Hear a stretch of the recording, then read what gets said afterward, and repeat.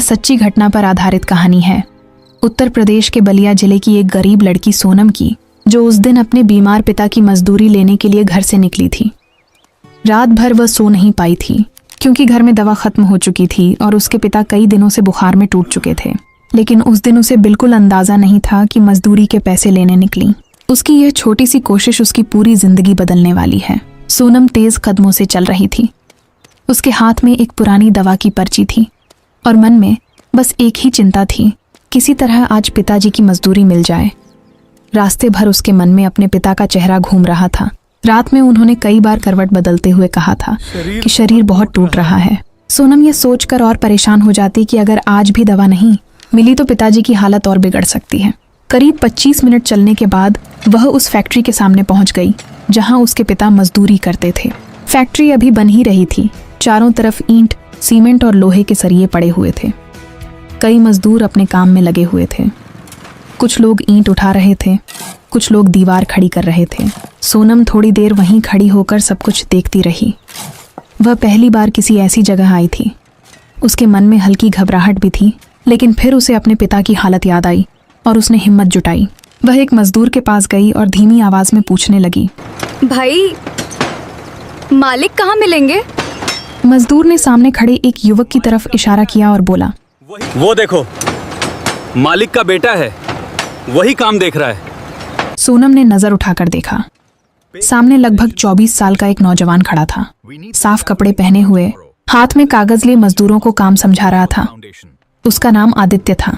सोनम धीरे धीरे उसकी तरफ बढ़ने लगी। जैसे जैसे वह पास पहुंच रही थी, उसके दिल की धड़कन तेज होती जा रही थी। लेकिन फिर उसने खुद को संभाला और उसके सामने जाकर रुक गई।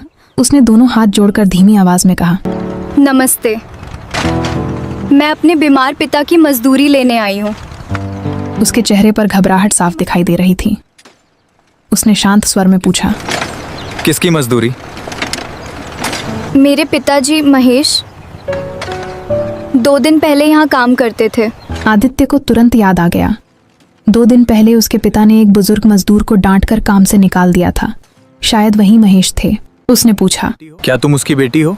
हाँ, घर में दवा लेनी है, इसलिए पैसे लेने आई हूँ। आदित्य कुछ पल के लिए चुप हो गया। उसे महसूस हुआ कि सामने खड़ी यह लड़की मदद मांगने नहीं आई है, बल्कि अपने पिता की मेहनत की मजदूरी लेने आई है। उसने जेब टटोली, लेकिन उस समय उसके पास पैसे नहीं थे। पिताजी आएंगे? उसने थोड़ा सोचकर कहा, अभी मेरे पास पैसे नहीं हैं। पिताजी आएंगे तो वही देंगे। यह सुनकर सोनम का चेहरा थोड़ा उतर गया। उसने धीरे से अपने दुपट्टे से एक कागज निकाला और उसकी तरफ बढ़ाया। ये दवा की पर्ची है। पिताजी की दवा खत्म हो गई है। आदित्य ने पर्ची हाथ में लेकर देखी। उस पर कुछ दवाइयों के नाम लिखे थे। वह समझ गया कि महेश की हालत सच में खराब होगी। उसने शांत स्वर में कहा, ऐसा करते हैं, आप ये पर्ची मुझे दे दीजिए, मैं दवा खरीदकर आपके घर पहुंचा दूं। सोनम को उसकी बात पर विश्वास ही नहीं हुआ। उसने हैरानी से पूछा, सच में? आदित्य ने हल्की मुस्कान के साथ कहा, हाँ, चिंता मत कीजिए। सोनम की आंखों में राहत झलक आई। उसने दोनों हाथ जोड़कर कहा, धन्यवाद, बस दवा जल्दी भिजवा दीजिएगा। इतना कहकर वह वहां से लौटने लगी। आदित्य कुछ देर तक उसे जाते हुए देखता रहा। उसके मन में बार बार यही सवाल उठ रहा था कि आखिर इस लड़की की मजबूरी कितनी बड़ी होगी कि वह इतनी झिझक के साथ मजदूरी के पैसे लेने आई है। उस दिन शाम को जब आदित्य घर पहुंचा तो उसके मन में एक ही बात घूम रही थी, वह लड़की और उसके बीमार पिता। आखिर उसने अलमारी से पैसे निकाले, मेडिकल स्टोर से दवा खरीदी और उसी पते की तरफ चल पड़ा जो सोनम ने बताया था।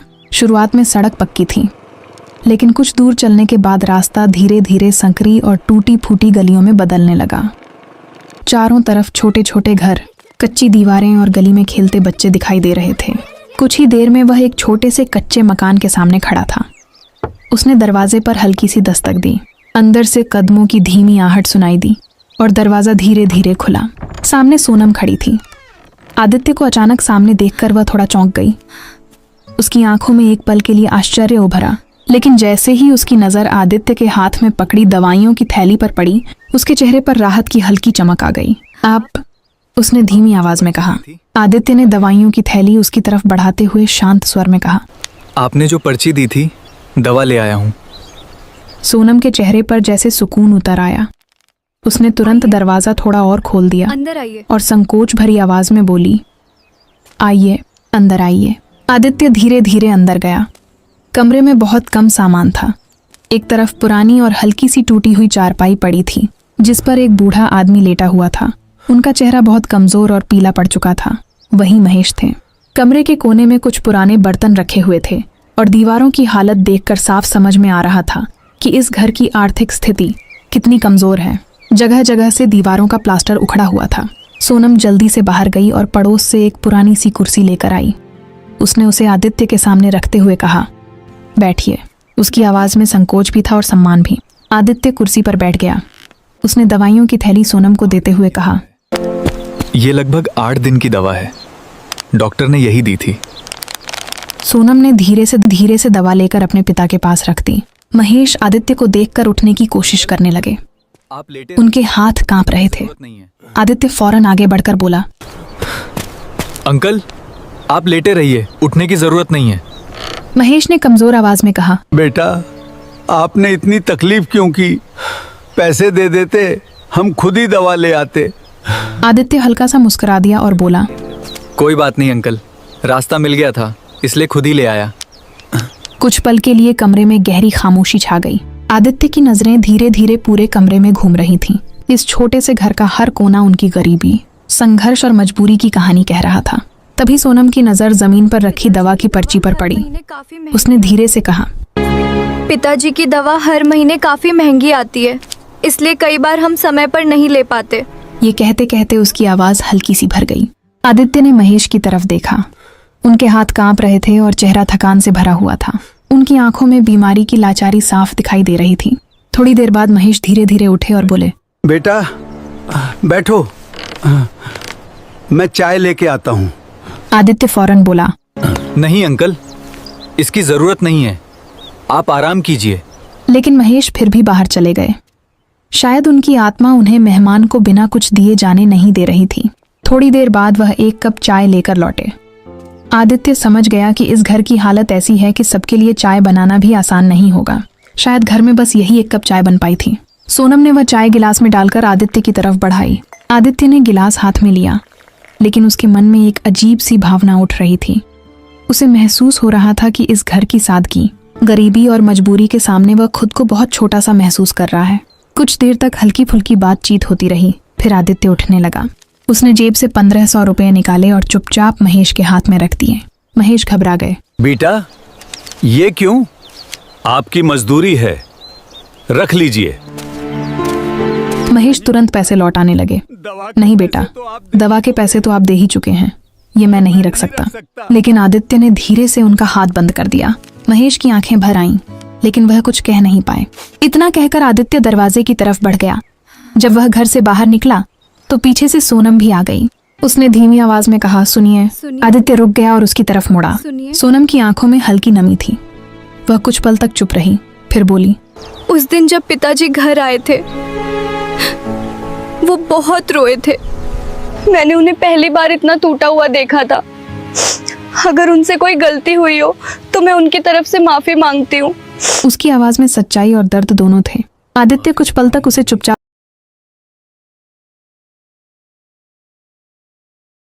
फिर धीरे से बोला, माफी आपको नहीं मांगनी चाहिए। सोनम उसकी बात समझ नहीं पाई।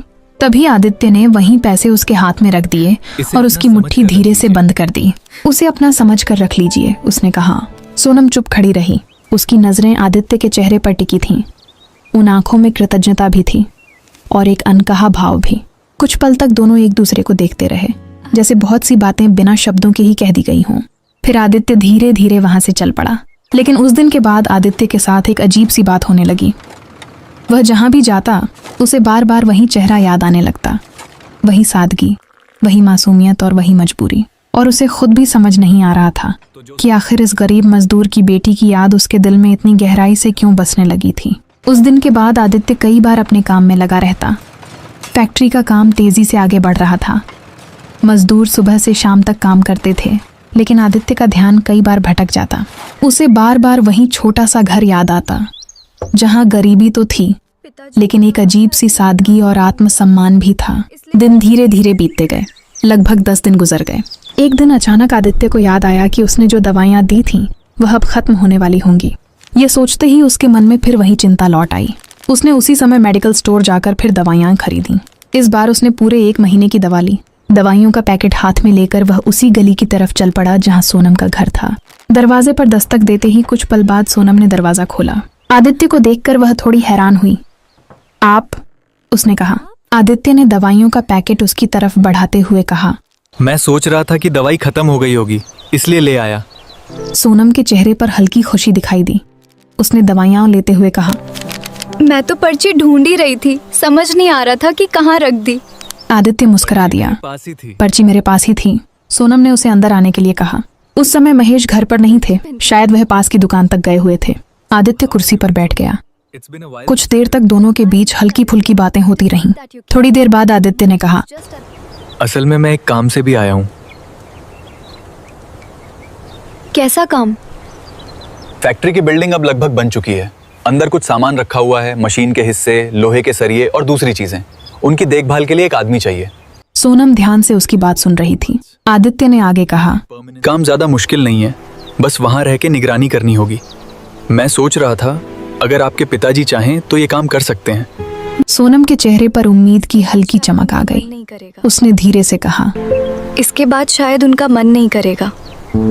आदित्य ने शांत स्वर में कहा, मैं उनसे खुद बात कर लूंगा। इतने में दरवाजे के बाहर से कदमों की आवाज आई। महेश लौट आए थे। उन्होंने आदित्य को घर में बैठे देखा तो थोड़ा चौंक गए। अरे बेटा, आप? उन्होंने कहा। आदित्य ने नमस्ते करते हुए उन्हें पूरी बात बताई। फैक्ट्री की रखवाली का काम और उसमें ज्यादा मेहनत न होने की बात। महेश कुछ देर तक चुप रहे। उनके चेहरे पर कई भाव एक साथ दिखाई दे रहे थे। शायद उन्हें उस दिन का अपमान भी याद आ रहा था और परिवार की मजबूरी भी। कुछ देर बाद उन्होंने धीमी आवाज में कहा, मन तो नहीं करता बेटा, लेकिन अगर काम हल्का है तो मैं कोशिश कर लूंगा। सोनम के चेहरे पर हल्की मुस्कान आ गई। महेश बोले, बैठो बेटा, मैं चाय लेकर आता हूँ। थोड़ी देर बाद वह 3 कप चाय लेकर लौटे। इस बार उन्होंने सबके लिए चाय लाई थी। छोटे से घर में कुछ देर के लिए हल्का सा सुकून महसूस होने लगा। थोड़ी देर बाद आदित्य वहां से जाने लगा। दरवाजे तक उसे छोड़ने के लिए सोनम भी साथ आई। सोनम ने धीरे से कहा, आपने हमारे लिए जो किया है उसके लिए मैं आपका धन्यवाद भी ठीक से नहीं कर सकती। आदित्य ने उसकी तरफ देखते हुए कहा, ऐसा मत कहिए, मैंने कुछ खास नहीं किया। दोनों कुछ पल तक एक दूसरे को देखते रहे। फिर आदित्य वहां से चला गया। लेकिन जब वह घर पहुंचा तो उसे यह बिल्कुल अंदाजा नहीं था कि उसके पिता विक्रम सिंह तक यह बात पहुंच चुकी है। किसी मजदूर ने उन्हें बता दिया था कि उनका बेटा उस गरीब मजदूर के घर बार बार जा रहा है। शाम को जब आदित्य घर पहुंचा तो उसके पिता का चेहरा गुस्से से भरा हुआ था। उन्होंने कड़े स्वर में पूछा, तुम उस मजदूर के घर क्यों जा रहे हो? आदित्य एक पल के लिए चौंक गया। उसे समझ नहीं आया कि पिता को यह सब कैसे पता चला। विक्रम सिंह गुस्से में बोले, लोग कह रहे हैं कि तुम उस मजदूर की बेटी के पीछे घूम रहे हो। आदित्य शांत रहने की कोशिश करते हुए बोला, पिताजी, बात वैसी नहीं है जैसा आप सोच रहे हैं। लेकिन विक्रम सिंह का गुस्सा कम नहीं हुआ। उन्होंने सख्त आवाज में कहा, वो आदमी मेरी फैक्ट्री में दोबारा काम नहीं करेगा। यह सुनते ही आदित्य का चेहरा गंभीर हो गया। उसे समझ में आ गया कि अब यह बात इतनी आसानी से खत्म होने वाली नहीं है। और उसी समय कहीं दूर अपने छोटे से घर में बैठी सोनम को बिल्कुल अंदाजा नहीं था कि उसकी जिंदगी में अब एक ऐसा मोड़ आने वाला है जो सब कुछ बदल देने वाला है। खैर दोस्तों, उस शाम सोनम अपने छोटे से घर के आंगन में चुपचाप बैठी थी। सामने मिट्टी का आंगन था और चारपाई पर उसके पिता महेश लेटे हुए थे। उनकी आंखें बंद थीं, लेकिन चेहरे से साफ लग रहा था कि वह भी किसी गहरी सोच में डूबे हुए हैं। सोनम के मन में अजीब सी बेचैनी थी। वह समझ नहीं पा रही थी कि उसके दिल में इतना डर क्यों बैठ गया है। उसे बार बार वही बात याद आ रही थी जो दोपहर में एक मजदूर आकर कह गया था कि फैक्ट्री में मालिक और उनके बेटे के बीच उसके कारण झगड़ा हो गया है। सोनम का दिल उस समय जैसे बैठ गया था। उसे समझ नहीं आ रहा था कि आखिर उसने ऐसा क्या कर दिया कि किसी के घर में इतनी बड़ी बात हो गई। उसने तो सिर्फ अपने बीमार पिता की मजदूरी मांगी थी। उसके बाद भी आदित्य ने जो मदद की वह तो उसने खुद नहीं मांगी थी। वह सोचती जा रही थी और उसके दिल में एक ही डर बार बार उठ रहा था कि कहीं उसकी वजह से आदित्य को अपने पिता के सामने झुकना न पड़े। उधर चारपाई पर लेटे महेश भी सब समझ रहे थे। उन्होंने धीरे से आंखें खोली। शायद उन्हें उस दिन का अपमान भी याद आ रहा था और परिवार की मजबूरी भी। कुछ देर बाद उन्होंने धीमी आवाज में कहा, मन तो नहीं करता बेटा, लेकिन अगर काम हल्का है तो मैं कोशिश कर लूंगा। सोनम के चेहरे पर हल्की मुस्कान आ गई। महेश बोले, बैठो बेटा, मैं चाय लेकर आता हूँ। थोड़ी देर बाद वह 3 कप चाय लेकर लौटे। इस बार उन्होंने सबके लिए चाय लाई थी। छोटे से घर में कुछ देर के लिए हल्का सा सुकून महसूस होने लगा। थोड़ी देर बाद आदित्य वहां से जाने लगा। दरवाजे तक उसे छोड़ने के लिए सोनम भी साथ आई। सोनम ने धीरे से कहा, आपने हमारे लिए जो किया है उसके लिए मैं आपका धन्यवाद भी ठीक से नहीं कर सकती। आदित्य ने उसकी तरफ देखते हुए कहा, ऐसा मत कहिए, मैंने कुछ खास नहीं किया। दोनों कुछ पल तक एक दूसरे को देखते रहे। फिर आदित्य वहां से चला गया। लेकिन जब वह घर पहुंचा तो उसे यह बिल्कुल अंदाजा नहीं था कि उसके पिता विक्रम सिंह तक यह बात पहुंच चुकी है। किसी मजदूर ने उन्हें बता दिया था कि उनका बेटा उस गरीब मजदूर के घर बार बार जा रहा है। शाम को जब आदित्य घर पहुंचा तो उसके पिता का चेहरा गुस्से से भरा हुआ था। उन्होंने कड़े स्वर में पूछा, तुम उस मजदूर के घर क्यों जा रहे हो? आदित्य एक पल के लिए चौंक गया। उसे समझ नहीं आया कि पिता को यह सब कैसे पता चला। विक्रम सिंह गुस्से में बोले, लोग कह रहे हैं कि तुम उस मजदूर की बेटी के पीछे घूम रहे हो।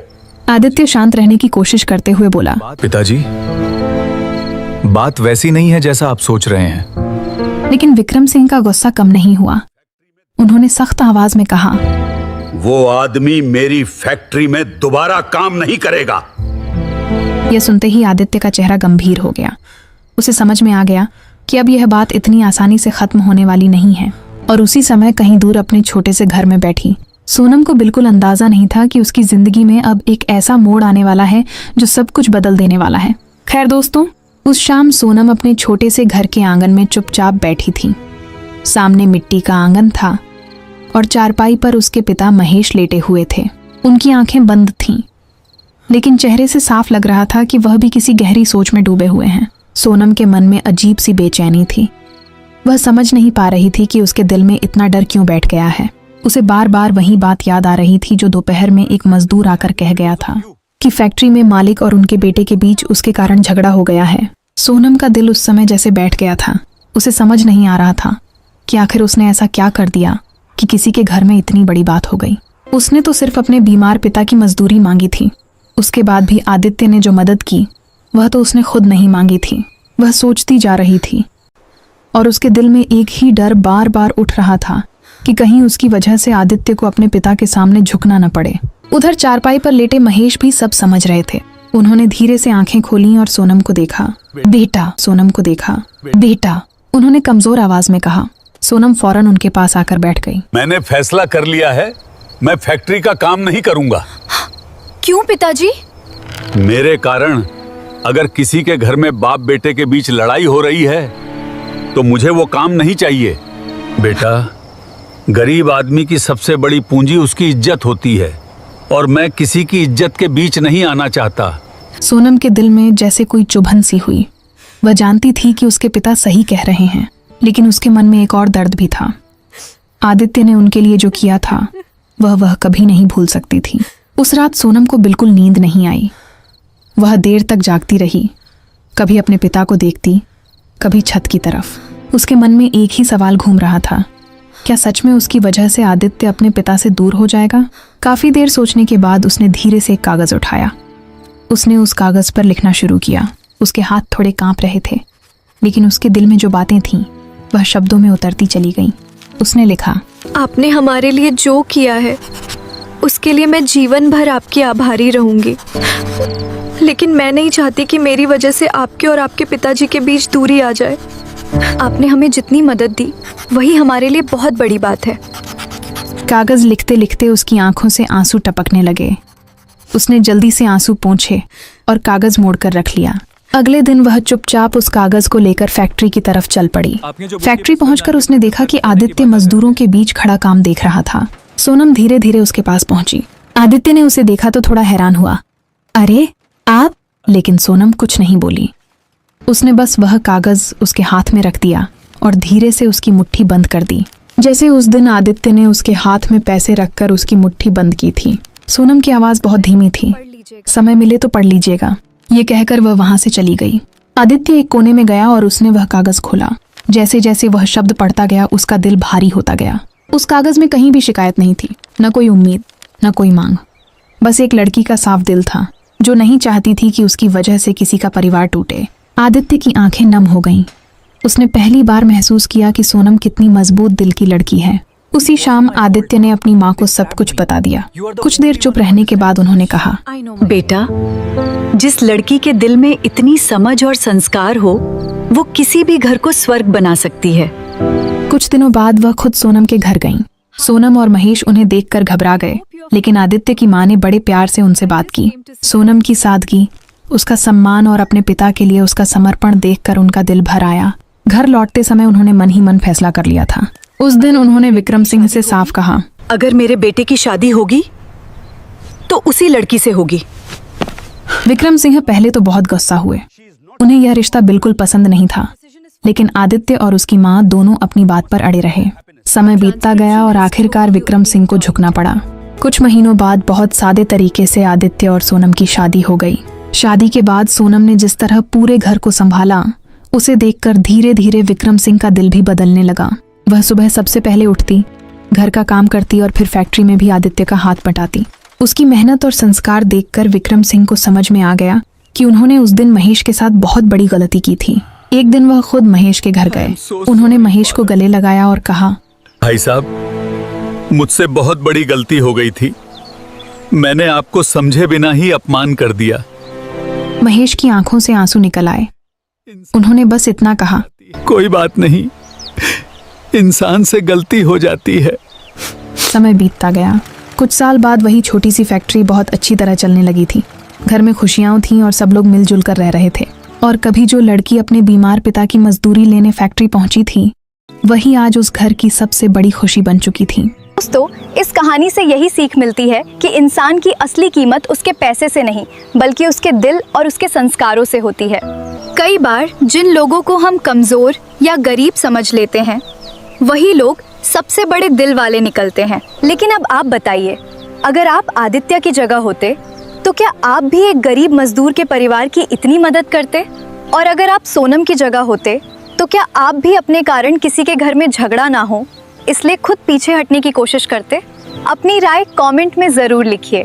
अगर कहानी ने आपके दिल को छुआ हो तो वीडियो को लाइक ज़रूर करें और हमारे चैनल ख्वाबिदा टेल्स को सब्सक्राइब करें और ऐसी ही सच्ची और दिल को छू लेने वाली कहानियों के लिए जुड़े रहें।